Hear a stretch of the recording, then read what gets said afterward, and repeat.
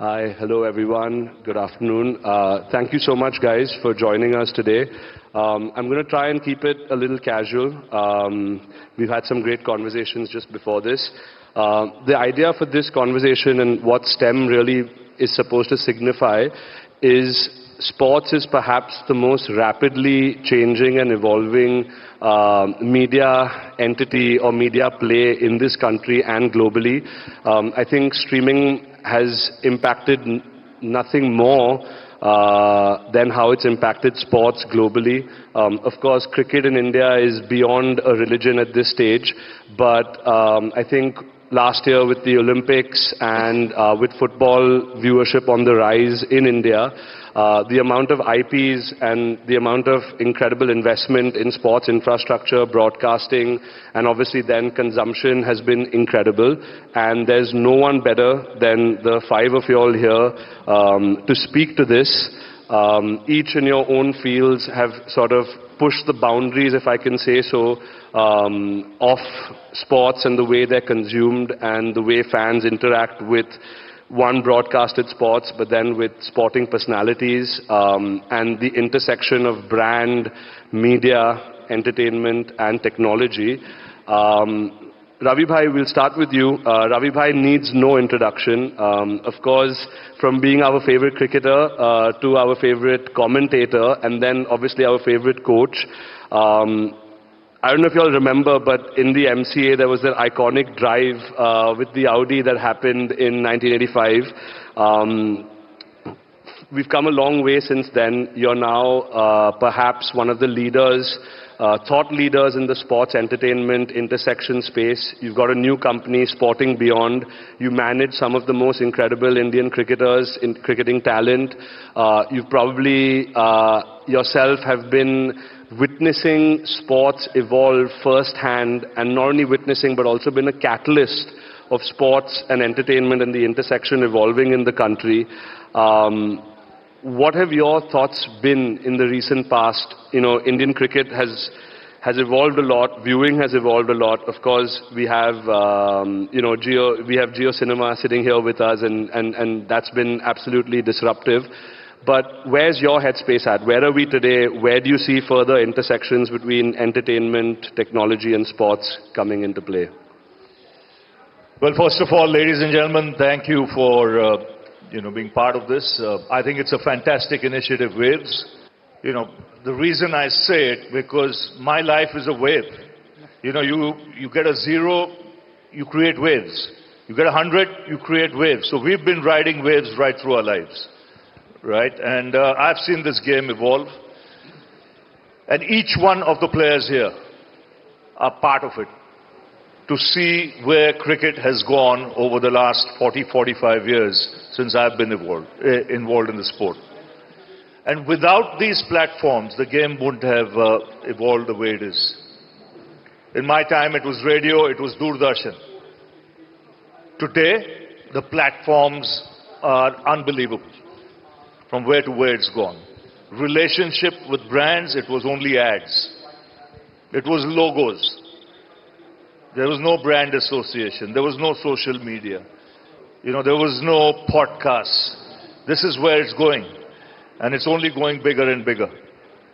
What it does is when you did something on the sporting field where, just to give you a number, 100 million watched, today, because of all these platforms that exist, it could be 700 million, 800 million, a billion, and going further. We are a country of 1.5 billion. We are young. 70% of the people are below the age of 30. So sport is something that drives them. And if you think it didn't drive them, it woke them up during COVID. It brought smiles on their faces when India played, wherever they played. Whatever sport, whether it was cricket, football, hockey, whatever. And when you perform, even bigger smiles. Even when you were in lockdown or quarantine or whatever. But why could they see it? Because of the platforms that exist. And today, the way it's going, it's simply fantastic. I mean, you mentioned Audi. You know, the brand association I have with them goes back 40 years to date. Started 10th of March 1985. It's still there today. It's not just because you drove a car around the MCG. It's what's beyond that. Where that car is and where today's Audi sits, how it's evolved with technology, how it's evolved with the times, how it's evolved with competition. So my job is storytelling, reliving the past. At the same time, keeping an eye on the future as to where, the car is moving as compared to other automobiles going, in the world and the competition they face. So it's fantastic. And the game itself, what technology has done for the sport is unbelievable. I mean, today a player can go back and watch himself 100 times. There'll be enough replays showing what he's done right, what he's done wrong.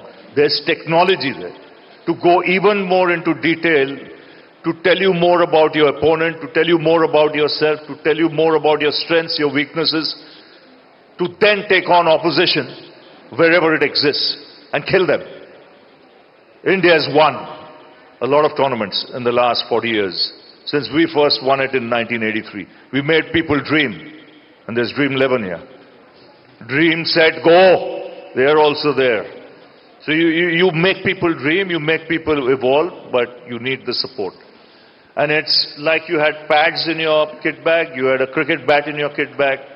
Media is part of the kit bag. Media and technology is like a helmet in your cricket bag. You jolly well embrace it. Get to know what it does. Get to know how it enhances you and builds you up.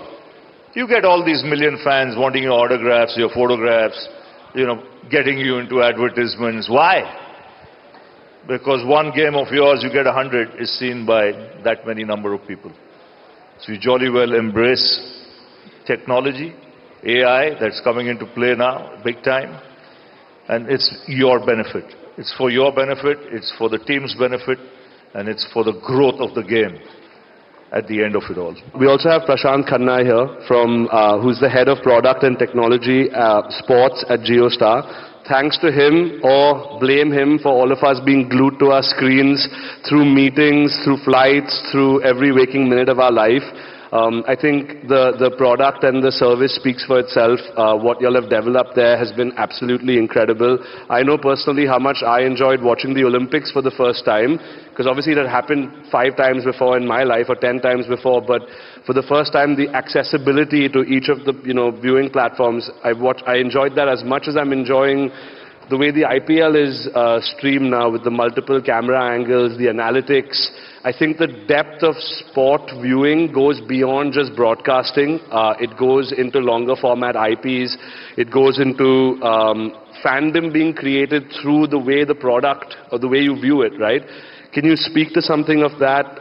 Specifically, you can have a more general answer around STEM, but as well as this specifically. Yeah, perfect.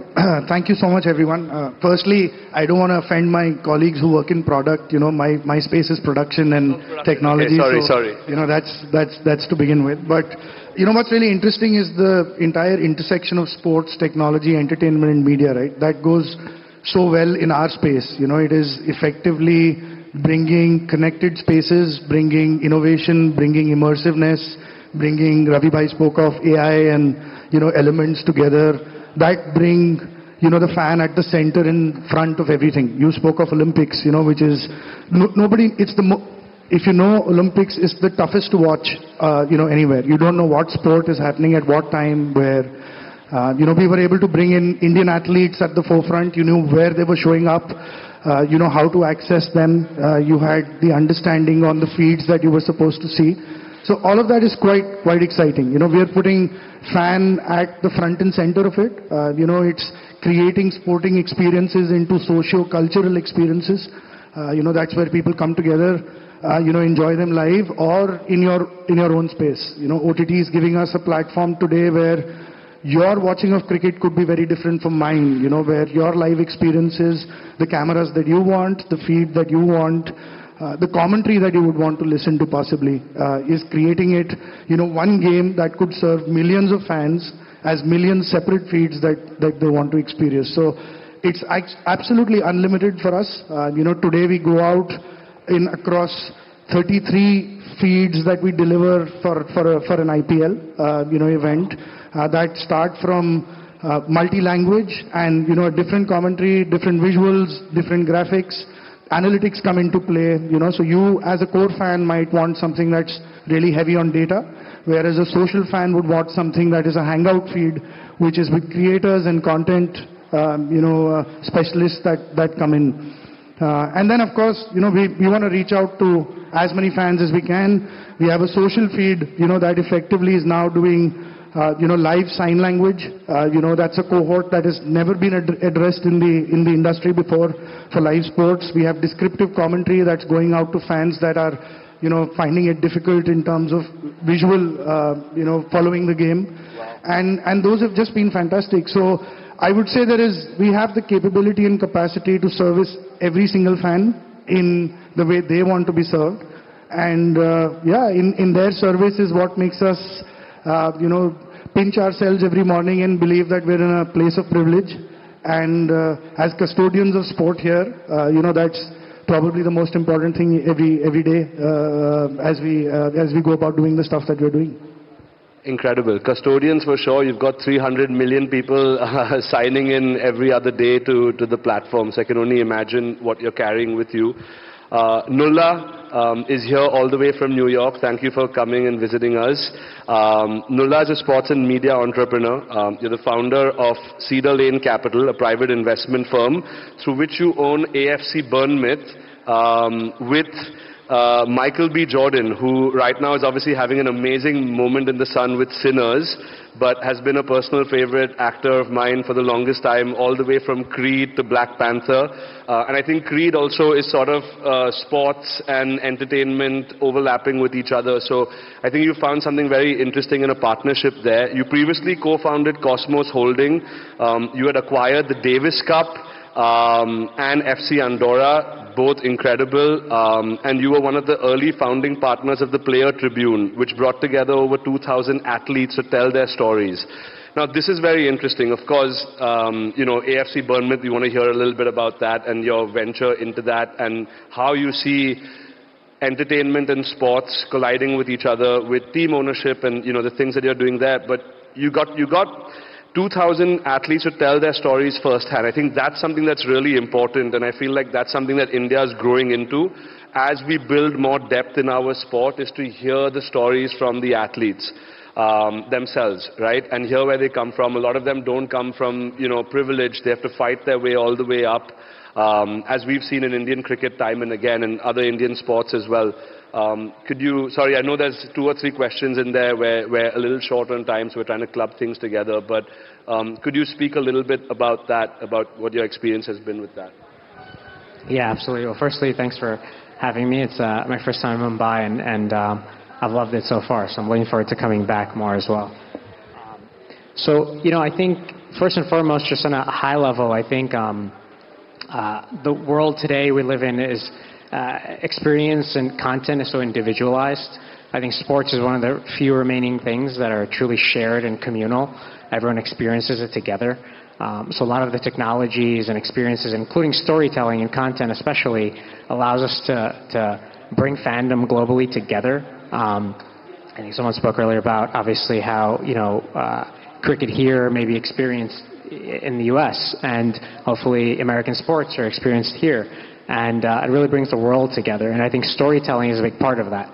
Now, within storytelling, I think the Players Tribune, which I had the opportunity and fortune to work on early on, it really brought first-person narrative to athletes' stories, which is really unique at a time when, these are humans at the end of the day.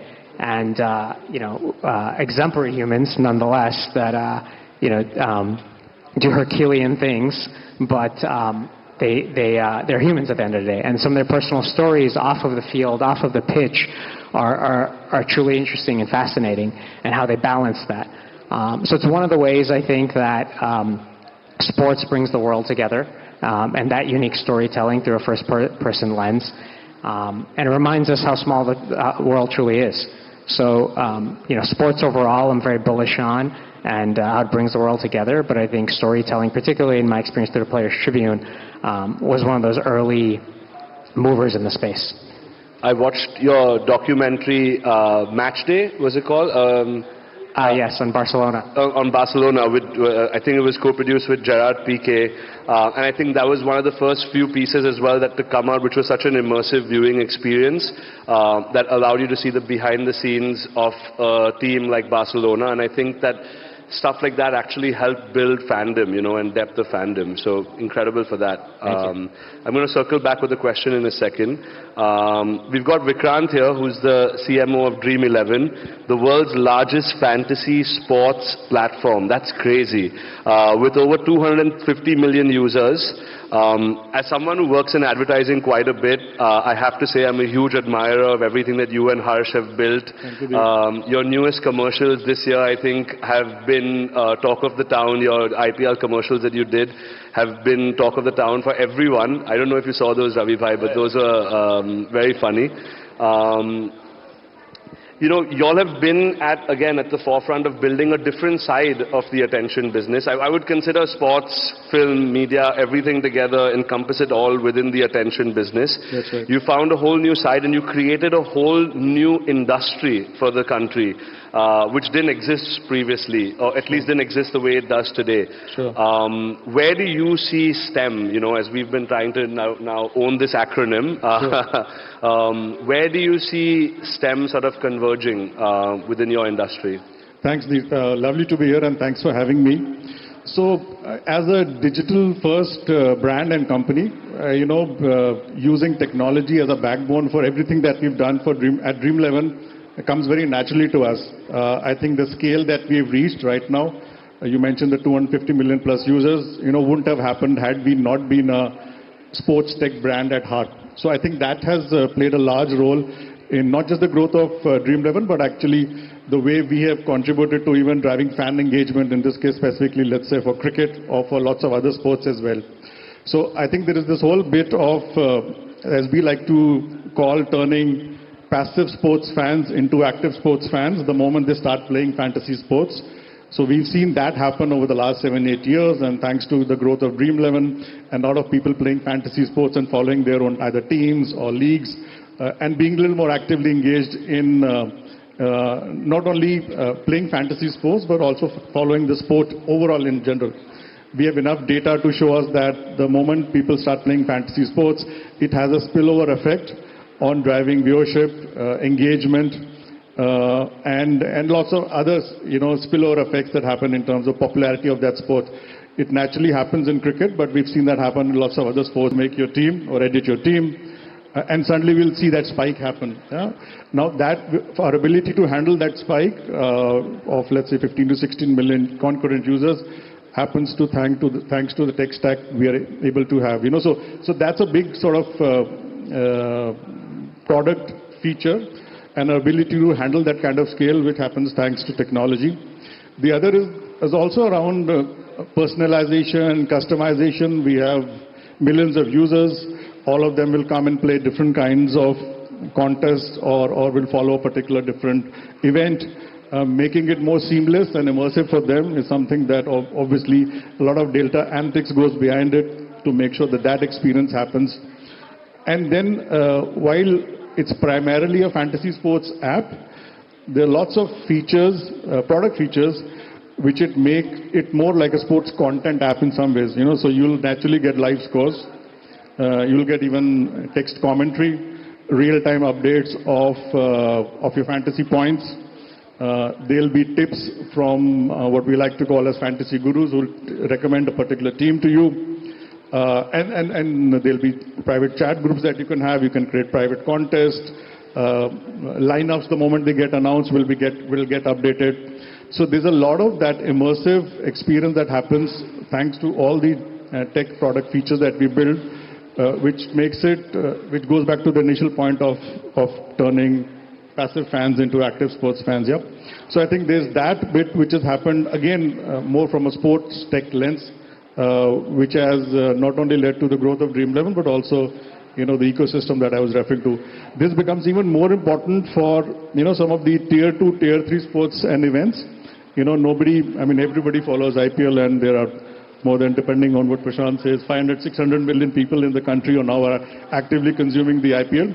But for smaller leagues and tournaments which probably don't get that platform in terms of fans following them, the moment it's featured on Dream 11, we suddenly see a greater level of interest in that particular sport or event, even if it might be cricket. So that's, I think, the other role that we have played in driving that sort of consumption. While we spoke a lot about the consumption on the product, I think the spillover benefit that I spoke about also then translates into marketing and advertising. As the CMO at Dream Sports, I sort of have that bird's eye view on how that landscape has changed over the last few years. And that bit around sponsorships and advertising and using even external platforms, whether it's on a Google or a Meta, from the first click to the last click, and technology plays a great role in making sure that happens. And are we serving that kind of even advertising as content to those kind of cohorts and users, which is more personalized? All of that also happens thanks to technology. So I think all the examples that I spoke about hopefully paint a picture around what kind of role technology has played in not only just fantasy sports, but also how we are engaging with the sports fan. Yeah, no, incredible. I think the usership that you have and the virality that you all have created within users and actual using of the product speaks for itself. We've got Dhaval here from London. Dhaval leads media and entertainment globally at Tata Communications. You were part of the founding media team at the company, and you've been instrumental in establishing cloud-powered and IP-enabled media and entertainment services in the industry. You work very closely on Formula One. We all know how much India loves Formula One now. Formula One, you've been working with Sky, with Star India and Vice Media. You've been a thought leader in the space. I've read some of your articles. They're incredible. Where would you say, content owners can capitalize growth opportunities today? How is technology, entertainment, again, coming back to STEM, I think it's all encompassing that way, what we're discussing. Where do you see that intersection? Where do you see the next couple of years sort of playing out for you in your business? Perfect. Thank you. Thank you, Dheer, and pleasure to be here today. So I think Ravi Bhai, our living legend of Indian cricket, laid it out brilliantly at the start. Content is king. And as part of the content package, live sports is the soul of the entire journey. It not only has awakened us, it is a source of motivation, inspiration for billions of fans globally. So I'll give you some statistics, right? Because we look at a lot of data that sort of flows through global media industry. On an average consumer spends about 60 hours consuming content every week. 60. That is more than a working day, every day. And that is just an average consumer. This does not even include the super fans who would be on a fantasy game, would not include the super fans who will consume different types of commentary, and again then go to YouTube and watch videos of Ravi Shastri from before, having iconic moments. So with that kind of presence, this industry is only just getting started. And live sports is really the pinnacle of content. The industry spends about more than $100 billion in just acquiring sports rights. And the reason for this is because it drives and captivates people. As at Tata Group and at Tata Communications, we are very privileged to work with, as Dee said, some of the best sporting federations in the world. So about 67% of all global sports, whether you're watching NFL in US or football in Mexico or baseball in Korea, definitely cricket over here, or all of the motorsports in Europe, 67% of that is delivered by Tata Group. And so we are doing this in Mumbai. So if there is one thing that people in the audience can go home to your families and say, whether it is a family watching football in Mexico, surfing in Brazil, or baseball in Korea, 2 out of 3 viewers are being supported by Tata Group. That's incredible scale, right? And that is something to be proud of. But also this shows you the transformation. Content is a part of our lives in a way that it has never been before. I think since 120 years ago, Moving Pictures Company was founded. And I think today we are living in a golden era where content is not just what you consume on the screen. It is part of our e-commerce experience. It is part of our different kinds of AR, VR, fantasy gaming that has sort of engineered its way into all of our lives. Technology plays a very crucial role in how content will exist in the next 10 to 15 years. In our view, today most of the content we consume is sort of driven by a lot of innovation. You heard from Prashant that Jio as well, the way they have driven the broadcast product. But in our view, in the next 10 to 15 years, almost 80% of the content that we consume today and in the way we consume will be dramatically different. The types of content, the IP that exists will not be the IP that we consume today. And what I mean by that is, today we are still consuming cricket as we have known it, and a lot of us have watched it on linear TVs with antennas connected, with set-top boxes. But in the future, IP will be created and curated for the audience of the future. It will be dramatically different. It will be driven through digital mode of consumption that exists and will be created from here on. So now is the time to be a content creator, to be an IP creator, I would say, to actually innovate on types of content. How can you take a sport and create an IP that drives consumption in a meaningful manner? And that is not just a long form watching an actual match or an actual Formula 1 race or a MotoGP bike race or a tennis match. It will be around it. How can you involve people in the training associated with athletes preparing for that? There is so much focus. How can I learn? I mean, you mentioned Michael B. Jordan. How can I learn through the experience of a Michael B. Jordan preparing for a movie? And people are consuming that. And that is also meaningful content that is being driven. So I think going forward, technology is at the heart of this. I think the biggest impact that will be driven would be different forms of content and IP will be created. We will have a democratized access to content creators. Previously, if you had to give a commentary, you had to be in a studio of a Star or a Z or a Sky or an ESPN in New York. Today, you can give commentary to an event sitting from your household. That is a new form of career that did not exist just 4 or 5 years ago. That will be a biggest driver in sort of helping us create the content of the future. And finally, the mode in which we consume content is going to be dramatically different. Mobile phones, digital venues are going to be the future in which how we consume content, and finally how we interact with it. Data and different forms of content will be so dramatically different. In the future, you're going to sit and choose from 20 to 25 video feeds from the same sporting event. And you will choose, and in the same household. So maybe a mother is going to choose a feed of a central batsman. The kid is going to choose a feed of a bowler because he or she wants to look at the bowling action. Somebody is going to focus at a fielder on the boundary line who is sort of focused on the next sort of event. So this is the kind of consumption that has just only gotten started. So we are looking at a dramatic transformation over the next couple of years, Dean. Ravi sir, I think, I would have loved to do a second round of questions, but they've asked us to move on.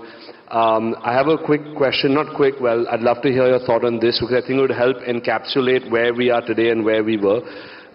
You've seen cricket and you've seen brands interacting with cricketers, with yourself, of course, doing Coca-Cola commercials and early day Vimal commercials, which were all iconic, to multi-year contracts with Sachin Tendulkar and, of course, with the legend Mark Mascarenas. You've seen through this entire time where you've obviously been a catalyst to some of those deals. We've heard this from Sachin multiple times. The expansion of the media landscape and the sports and media landscape in India has been absolutely crazy. Today, now you manage one of India's biggest sports stars as well. You'll do deals with him through his entire sporting thing. Where do you see it going from here? In the next 3 to 5 years, do you feel like where we've hit an inflection point and we're going to grow considerably from here? Do you think we're saturated and we've had enough and this is where it tapers off? And of course, you've already spoken about how technology plays in there, but where do you feel sort of consumption patterns are moving towards? I think it's going to go bigger and bigger, simply because of the visibility factor. The platforms that are coming out every day. So earlier you would do an ad for a brand and you would be seen by X million. Today the platforms that exist give that same brand the viewership. It creates awareness that is unreal. They would have never dreamt of. And it's not just national, it's international. It's global. So the reason why the numbers increase, it's not a sport where you need 50,000 people to make money. That's nothing. You can forget the number of people that come in. You can get all of them in free. What pays is the other platforms that bring it in, just like the IPL. I mean, gate receipts aren't important. It's the bucks that come in from other platforms. It sustains and allows other platforms of cricket, other facets of cricket to grow. Take for example me. I played as a cricketer. I did broadcasting, I did coaching. But today the fun part is content. As Dhaval said, content is bap. You can't shortchange that. Is when I do television today, I'm walking down the street, I say, into the fence like a tracer bullet. It catches everybody's imagination. So I go through, I'm checking in, they say, hey, tracer bullet, can I have an autograph please? Or Dhoni finishes off in style. That's captured, goes down for years. You call 100 or a double 100, the first man on the planet to get a double 100 in one-day cricket, Tendulkar. It'll be seen in different platforms for years. And then what caught my imagination now, what Dhaval said, at home, there could be 20 different things you want to see. You want to see Bumrah's action. You want to see someone else, batting in a certain way. Tomorrow there could be someone wanting to listen to commentary. Are iska sunna hai bhai, commentary, isne kya bola? Raise the bar. Every time you go there, you want to raise the bar. It could be someone in the public eating an ice cream. That went viral. When I said a big fellow is tucking into the cone and that ice cream is disappearing at the rate of knots. That went viral. And that is because of the platforms that exist. There are reels, there are Instagram that are created. And then when you punch the numbers, 1.5 million, 2.5 million. So it's bizarre. Where it's going, it's fantastic. If you're actually in the middle of it, you've seen it evolve, you're part of it, it's mind-boggling. And we're here to stay for that. Thank you everyone for coming out, and we look forward to seeing all of you all soon. Thank you. Thanks a lot. Thank you.